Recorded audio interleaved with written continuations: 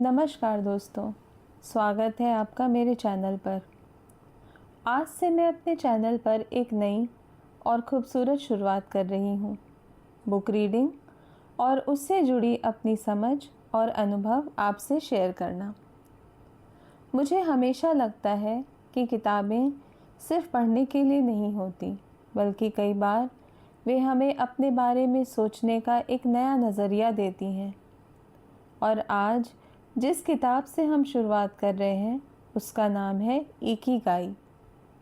Ikigai का बहुत सरल अर्थ है जीने की वजह, यानी वह कारण जो हमें हर सुबह उठने और जीवन को पूरे मन से जीने की प्रेरणा देता है।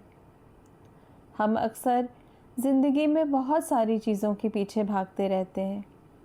पैसा चाहिए, अच्छा करियर चाहिए, एक अच्छा घर चाहिए, सक्सेस चाहिए, लोग हमें अप्रिशिएट करें, यह भी चाहते हैं। लेकिन कभी कभी हमें खुद से एक सवाल पूछना चाहिए, मैं आखिर यह सब क्यों कर रही हूँ? और शायद यहीं से इकिगाई की शुरुआत होती है। मेरे लिए इस किताब का सबसे खूबसूरत विचार यही है कि ज़िंदगी का पर्पस हमेशा कोई बहुत बड़ी चीज़ नहीं होती।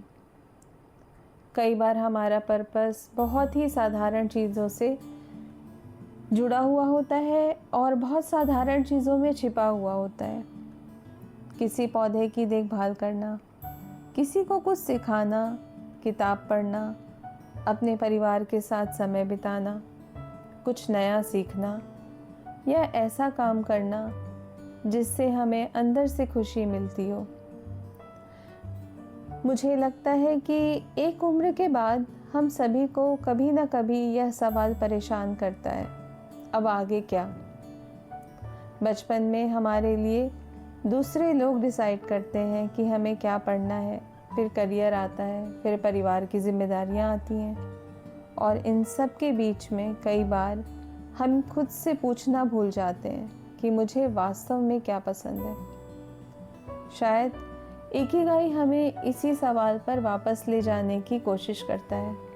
एक छोटी सी बात, अगर आज आपसे पूछा जाए ऐसी कौन सी चीज़ है जिसे करते हुए आपको समय का पता ही नहीं चलता, तो शायद यही सवाल आपको अपने इकिगाई की तरफ ले जा सकता है।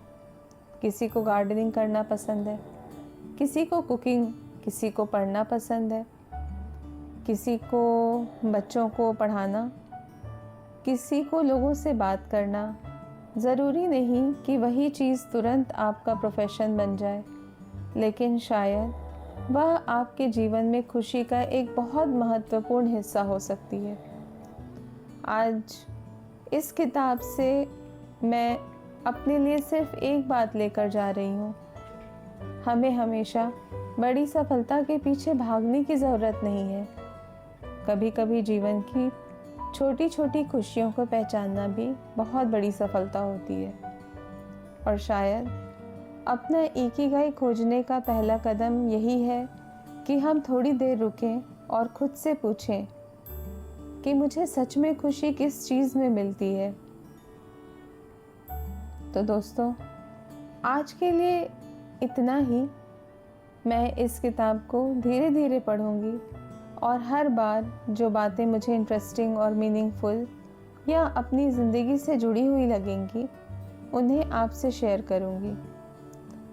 अगर आपको मेरे साथ किताबें पढ़ना और उनके बारे में बातें करना अच्छा लगे तो इस सीरीज़ को ज़रूर फॉलो कीजिए। अगली बार हम इकिगाई के एक और खूबसूरत विचार को समझेंगे। तब तक के लिए अपना ख्याल रखिए, खुश रहिए, अपनी छोटी छोटी खुशियों को पहचानना मत भूलिए। आप सभी को मेरा नमस्कार।